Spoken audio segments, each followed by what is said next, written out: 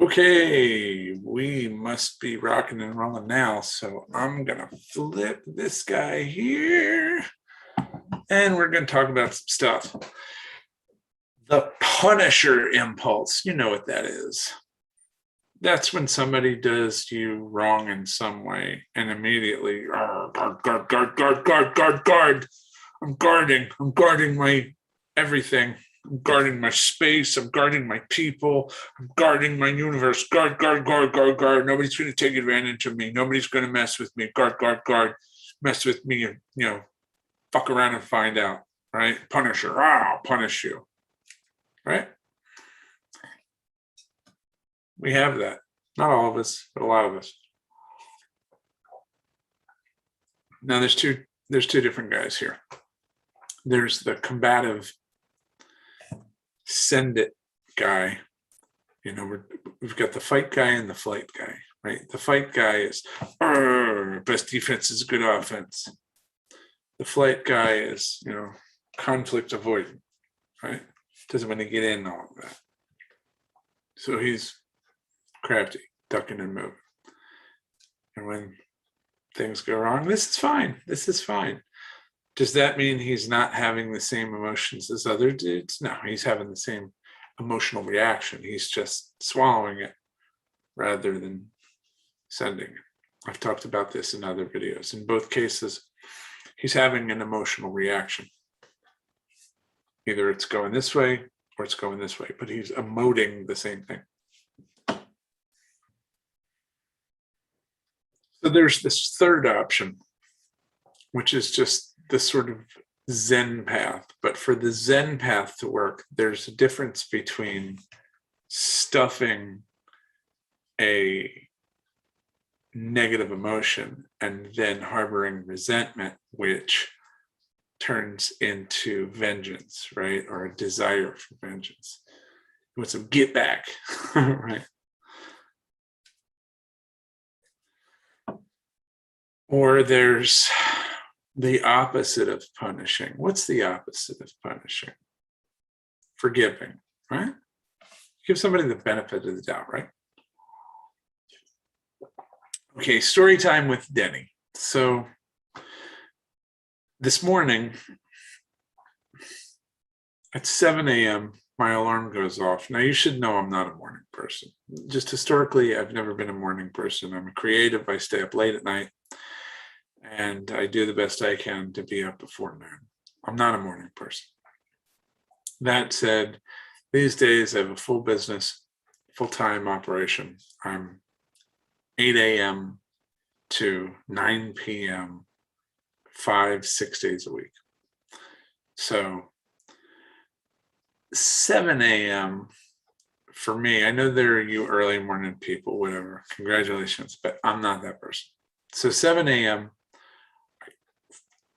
get up. I had an email exchange with my dentist's assistant. And I said, dentist's assistant, is it okay if we meet on such and such day at such and such time? She said yes. Then we discussed a few options and we finally settled for this specific time, 8 a.m. on November 1st. So I'm in my car and I'm driving to the dentist's office. And it took every last little bit of just willpower to get there. You guys are always coming to me looking for motivation. Well, I'm here to tell you, I did not have motivation. I did not have a life coach. I had me saying, get your ass up, go to this dentist's office. I really almost punked out and called with some lame excuse. I didn't want to be the guy who does that. I know they'd let me slide, but I didn't want to be that dickhead who does that. So there I am. I'm in the building. I'm wearing the mask, or whatever, because you have to wear masks because of the COVID. So I'm there and I'm waiting, and it's like 8 o'clock, and then it's like 8:02, and then it's like 8:05, and at 8:08, I say, "What the hell, man? I got a 9:15 call. I thought I discussed this with the young lady. What's going on here? Nobody was calling me, and I'm starting to get that punishing feeling. Here it comes. Why? Why do I feel punishing? because immediately I start thinking, this isn't fair. I'm a victim. Somebody's doing something wrong to me. I'm thinking of the dentist. I'm thinking of the, the young lady who set up the appointment with me. I'm suddenly creating a story in my head, villainizing these people because I'm taking this personally, because I really didn't want to get out of bed. And now I'm feeling that somebody stole something from me. They stole my sleep. I do what I suggest to clients to do. I take my own medicine. I say, we're going to breathe. We're going to center. We're going to put a smile on our little faces here. Okay. We're going to stop the victim mentality and we're going to redirect that. And we're going to go directly into forgiveness mode rather than punisher mode. So I'm thinking to myself, okay, lady who I set the interview up with, it's cool. People make mistakes. I forgive you. Dentist guy, all right. You know what? People make mistakes. I forgive all of you. It's all love. I'm going to be this really cool guy. So I send email number 1 that says it's about 10 after. I don't see you wondering if we miscommunicated. No shade in the letter whatsoever. I wait till about 20 after. I send a follow-up email that says, okay, gotta go. I waited around till 8:20. So at this point,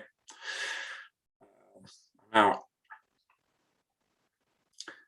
And it was really hard not to say something like, I find this really unprofessional, or just one little zing that just makes sure everybody understands you screwed me over. And now I don't even get my parking validated. It was like, if I had left within 15 minutes, it would have been free. But because I waited that extra 5 minutes, now I get charged for parking as well. And it's not validated, so I got to come out of pocket for that. So the trip is a loss for time, and I got to take my credit card out for parking for that. So breathe, sense of humor, don't sweat the small stuff, and it's all small stuff, right? Get in the car, sip my delicious coffee, and head back home.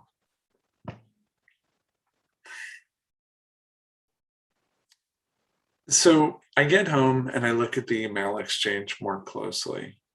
And sure enough, I'm not wrong. I was right. 8 o'clock. But I also go back and look at the text message that she sent me saying, hi, this is so-and-so from Dr. So-and-so's office, just confirming our Monday morning at 9 a.m. So technically, I typed yes in response to something confirming the wrong time. So now it's not just her mistake, it's also my mistake. I'm equally culpable because I typed yes to something that was actually incorrect. I confirmed the wrong time. Now suddenly I'm really, really glad I wasn't like a dick about it, because I would have had egg on my face. So instead, she follows up and says, hey, I think we miscommunicated. I'm really sorry. We can set up an appointment for any other time you'd like. Just reach out. And I say, hey, I think I made a mistake here. And she says, hey, I'm a dummy. I'm the one who made the mistake. Through all of this, I get a message from the dentist doctor guy saying, hey, I'm really sorry we miscommunicated. Can't wait to see you. Everybody's nice. Everybody's polite.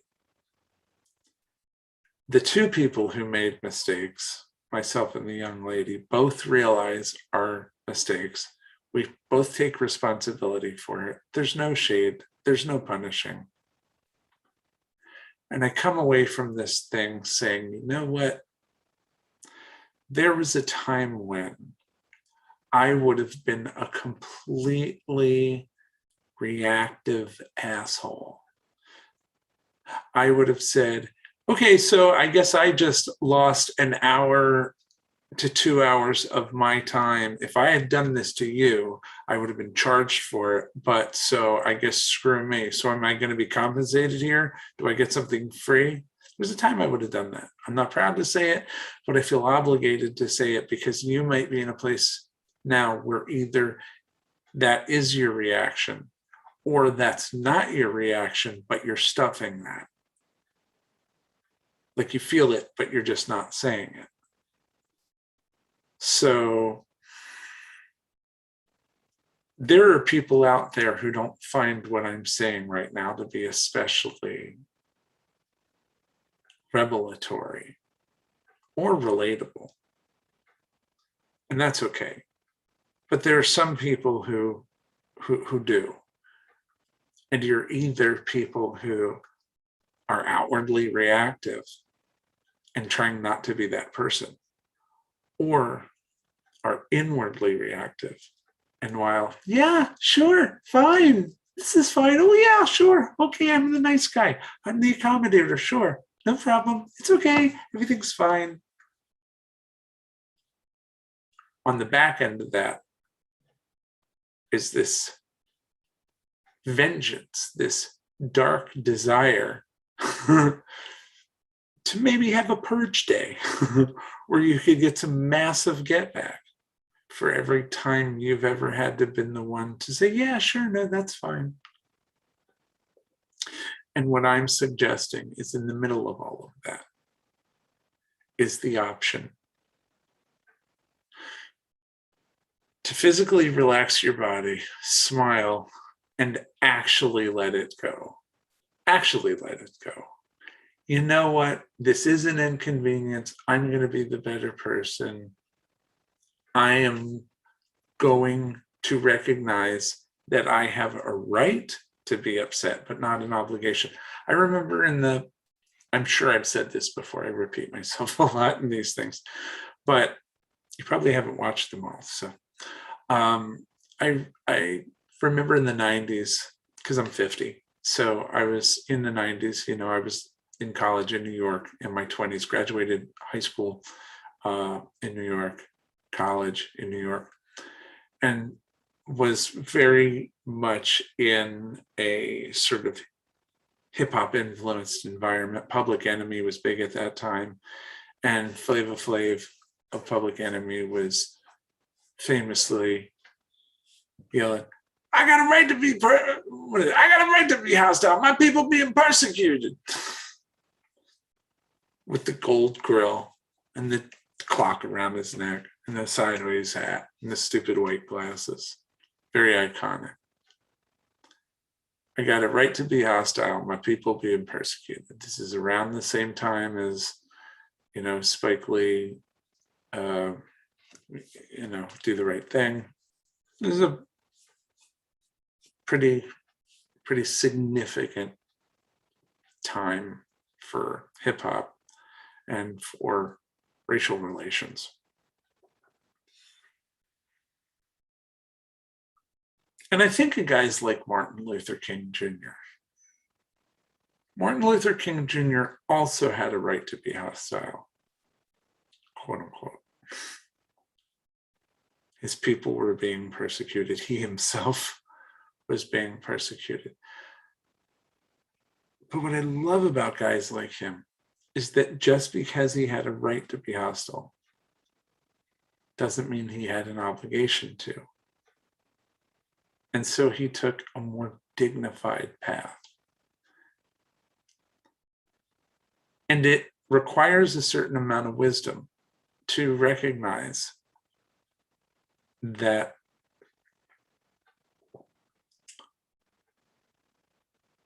choosing diplomacy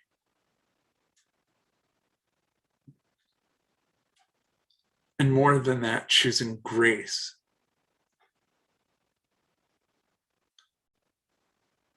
is not the beta option. That's alpha as fuck.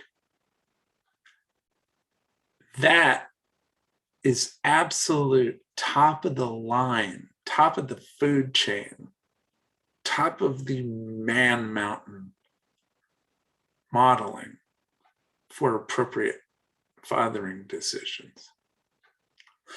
And as someone who is constantly working to father your own inner child, that's the message you want to be sending.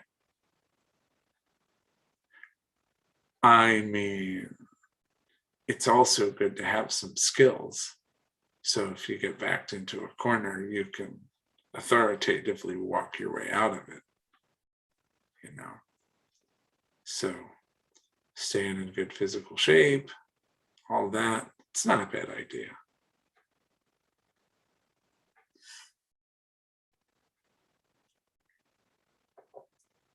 But the idea of being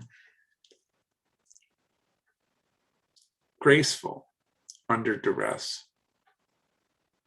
without worrying that being graceful means that you're being unmanly. Letting go of the idea that if you feel threatened, you have to compensate by making sure whoever you feel threatened by understands how powerful you are. This is such a tough one, man. This is a tough one. I'm telling you. This is a tough one. I'm telling you, because this is a challenge that I've had my whole life.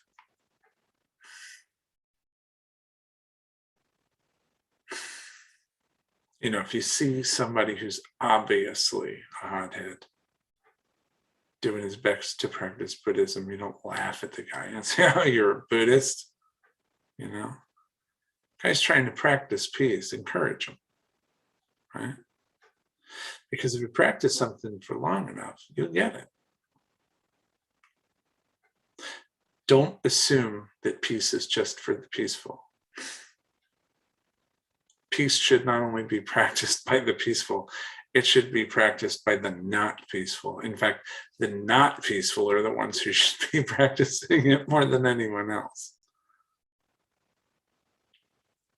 And if you're not especially good at it, if you're a big, clumsy, stupid moron who keeps making mistakes, it's okay. We still love you, but please keep trying. All right? Don't be a punisher. You don't have to be the universe's police. Don't be reactive. You'll have a happier life if you redirect your punishing energy toward forgiveness. Forgiveness of yourself and forgiveness of others. Got me?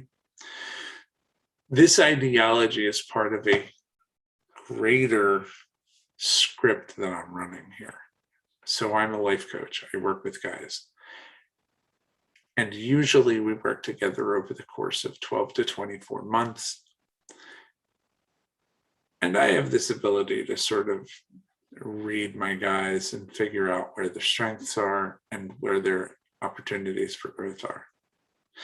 If you're somebody who is attracted to this headline, it may be the case that these keywords speak to an issue you have, that you are the Punisher personality type, or that you're secretly fantasizing about being the Punisher personality type. But in either event, what you're not is the truly forgiving, just let it go type.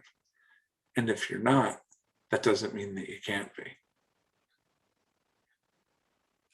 And if you'd like to find out more about how you can develop in this area and other areas in your life where you're not operating optimally, visit my website, manuplifecoaching.com, or just follow some videos on my YouTube channel by entering hashtag the Bro Coach Approach, or like and subscribe, or none of the above.